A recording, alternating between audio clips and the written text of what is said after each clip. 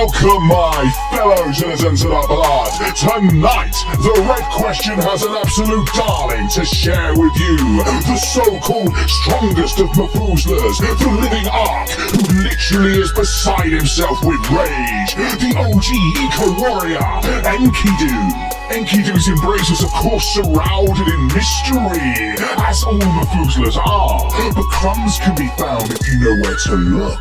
To hear the gangrel skulls tell it, the fickle cruelty of the human condition drove him into the arms of nature's supple embrace. In other words, he was an edgy loner who lived in the woods, but it wasn't always this way. According to rumor, Enkidu grew up in Sumer, the oldest known civilization. From an early age, he was plagued with nightmares of a nearby ziggurat, a temple to the moon. These nightmares drove him into the city, where he spent an edgy decade or so, hating his fellow humans due to their selfish, destructive, and violent natures. And hanging out with animals was where he felt at home. Guy was already a gangrel when he was a human, he just didn't know it.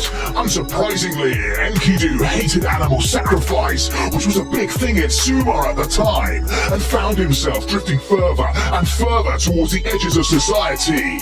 Eventually, he left the city as he hated it for its people, and his nightmares became unbearable. He vanishes for a while, but reappears at the ziggurat a few years later.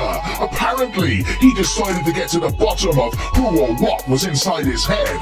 Plus, misery loves company, and Enkidu was very miserable. Inside the temple was the maybe kinda, probably not, gangrel antediluvian, Enoya. They'd borne witness to some of Enkidu's finest rants about the pointlessness of existence and the worthlessness of humanity, where they'd secretly watched his insane wanderings through the forest.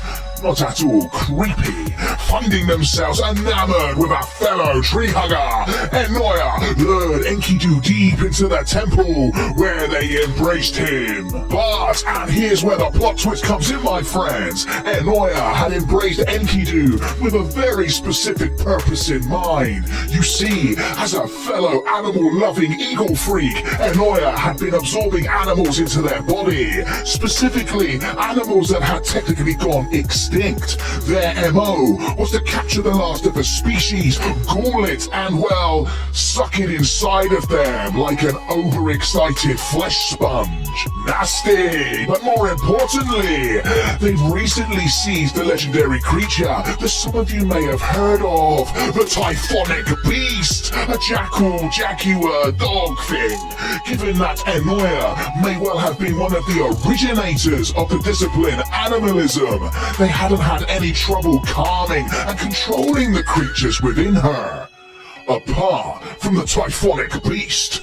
This was no ordinary creature, you see. It was a demi-deific ghoul of Set's creation. Yes, him again.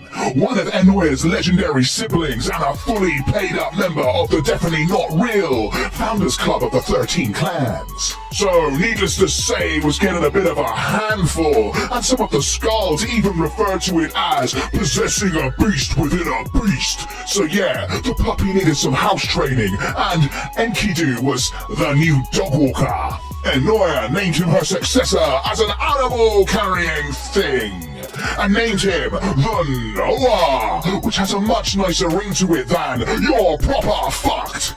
It also raises some interesting questions about the Bible, given that this was a few thousand years before JC rocked up. But that is definitely not a hornet's nest we're gonna kick tonight. So anyway, Enkidu, now the Noah, spent a century learning how to pokeball the Typhonic Beast in his own flesh pockets, along with a whole load of other animals. Gotta catch them all, right? However, the Typhonic Beast wasn't one for sitting quietly. It was now ravaging Enkidu's soul and eating through his humanities at a rapid rate. And what was worse, the former owners had come looking for their pet.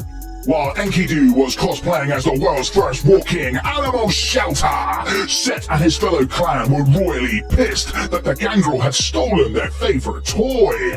The clan of dogs had stolen their dog.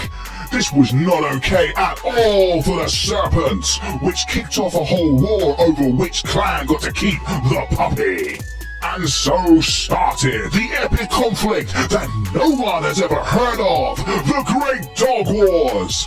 Enkidu fought alongside his clan to try and keep the followers of Set at bay, but eventually they managed to overwhelm the defenses and set fire to the temple. Enkidu was badly wounded and fled while the Setites were distracted killing everyone else, except maybe Enoya. No one knows where they went. Enkidu then spends a few centuries hunting, well, anything that moved as far as we can tell. Kindreds and mortals alike, he fed with a seemingly endless appetite. Shunning civilization, he kept to the wild places, but as they got smaller and smaller, he got bigger and bigger, eventually becoming an enormous shape-shifting monstrosity as a Typhonic Beast gnawed away at his soul and his sanity. All the while, Enkidu kept gathering more species of creatures as a casualty rate of human perdition continued to destroy the environment. With the Skin Hotel nearing at capacity and the growing toll of the Typhonic Beast on Enkidu's already questionable sanity, things became grim. Enkidu realized he could no longer keep his humanities and sanity so close to the creature that was attempting to end it. What was a gangrel flesh zoo to do? Well, this genius right here decided to make himself clinically insane! Malkavian scholars believe he splintered his rage-filled monstrous form and his remaining humanity, turning everything he felt was still good about himself into another entirely separate person, known to us as Sabrina. And why did he do this? Because some mysterious spirits of the wilderness told him it was a good idea. Yeah, sure, why not? Sabrina served a useful purpose for Enkidu, allowing them to protect their soul from within and their identity from without, and gave them a much better grasp over kindred politics. Over time, Sabrina became as real as Enkidu, and she acted as a bulwark to the beast's influence and a salve to his spirit. Whenever Enkidu needed to act in kindred circles, he just turned on the cute girl and got all the kindred into the city fawning for his approval. After all, it works online, why not try it in the real world? The timing couldn't be better either, as Enkidu had found himself on the red list. Not that he cared. The Typhonic Beast had been pushing him to attack kindred as frequently as mortals for centuries, and it was finally starting to catch up to him. Even Sabrina was getting prissy, and many kindred were beginning to take note of how this protean monster seemed to show up whenever this delightful young lady came into town. The only real surprise was how long this ruse lasted. At this point, Enkidu's body was hardly subtle. It was a hulking mass of pretty much every animal he'd ever absorbed. That's gonna stand out in a crowd. Of course, Sabrina couldn't keep her alter ego hidden forever. While the Ivory Tower didn't prioritize Enkidu as an active threat, his immense personal power and the secrets contained within his body made him an attractive target. And the Setites never stopped hunting him in the first place. Even after all this time, they still wanted that damn dog back. Obviously, Enkidu didn't care too much, but the dog definitely did. It went out of its way to make Enkidu's life difficult, straining against its leash and using whatever weird magic gave birth to it to fly a "come and get me" flag whenever there was a Setite nearby. The only thing the Typhonic Beast and Enkidu both seemed to agree on was that kindred tasted great, and the mobile animal refuge needed all the blood it could get. Of course, for all of Enkidu's prowess in shapeshifting, he was eventually found, and it's actually a bit of a surprise it wasn't sooner. It all came to a head in Prague in the early 2000s. Enkidu had just been spotted a few miles outside the city, taking his pets out for a walk and enjoying the nighttime air. Being informed of this, our most honourable Camarilla warlord Karash, 30 other Alistairs and a small army of ghouls decided to descend on him like wolves, thoroughly ruining his night. First they killed his beloved animals, slaughtering them while they were in the open, before Enkidu had a chance to tuck them safely back inside himself. As unhinged as Enkidu's existence seems, he was no joke when it came to a fight. Plus, the guy had just been John Wicked. Enkidu had faced off against legions of kindred, armies of ghouls, and ancients even older than him in his time. But against an army of the Camarilla's finest, armed with the shiniest toys that money could buy, even Enkidu struggled to resist. Eventually, he fell, unable to escape underneath the earth he loved so much. He was marked as meeting his final death, and his name ticked off the red list. No one ever picked up the trophy for killing Enkidu. Not Karash, not any of the Alistairs that were with him. They claimed they'd refuse it to avoid getting tied up in gangrel politics. Bullshit! The Red List has buy-in from all the clans. There wouldn't be any politics that the war host couldn't handle. Plus, Enkidu's ashes were never recovered, and even the Setites never stopped looking for him. On top of that, I haven't heard any stories about a monstrous all-powerful jaguar dog thing rampaging across the countryside. Have you? That begs the question then, what really happened? Some of you might be expecting us to say the Methuselah simply escaped, with the Alistairs covering up their failure as an embarrassment to their title. But they'd failed to catch him for decades now. It made no sense to cover up his death at this point. No, we here at the Red Question believe Karash, the Alistairs did genuinely succeed in defeating Enkidu then and there. It's what they then realized that stopped them from dealing that final blow. You see, for the past several thousand years, no one had really gotten to know or even understand Enkidu. As far as everyone else was concerned, he was a feral monster, simple as that. So to have that illusion shattered at the 11th hour gave his hunters pause. This was a kindred that had devoted himself to a singular cause of protecting the life that nobody else valued and that everybody else had destroyed, even if that life sought to eat him from the inside out.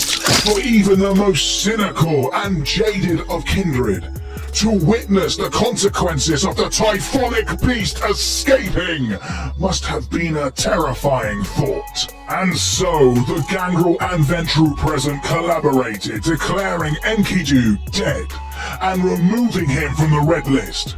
They refused to take the trophy to keep the uninformed of the Gangrel from digging too deep in retaliation, and came to a silent understanding. Both they and Enkidu had to ensure that he could continue his mission to keep an ancient monster from returning with its clan and master. The alternative was something none of them wanted to consider. Enkidu, Sabrina, the Noah, whatever you want to call them, they spent their entire existence being mocked, insulted, hunted, and hated. But they will endure, as they always have, and that is perhaps something we could learn from them. For in the end, of all the kindred in the world, they were one of the few that dared to stand for something. Not the princes, not the elders, not the kingmakers, but something that mattered to them, and dare we say it, did something good. Enkidu is a social outcast who knew nothing but mockery and violence for most of their life, and they still stood for more than any entitled elder ever dared to. So when one of those entitled elders insults you for refusing to play one of their games, for daring to take a stand, remember what those Alistairs asked themselves in Prague. Why do you obey? But we here at the Red Question don't believe this is a fitting end to this story. We want you all to understand that there is more to this world of darkness than a nightly struggle to stay undead and step on those below you. Fuck the power struggle, fuck the games, fuck the lies. Enkidu dedicated himself to saving what others could not, to keeping alive the discarded and downtrodden, even when it literally tore him apart. This kindred endures in the vain hope that one day he can breathe life back into the world that we, night by night, so casually destroy. Maybe what stayed the Alistairs' hands that night wasn't fear, but compassion. Fuck. Who else would do what he does, endures so much for hope?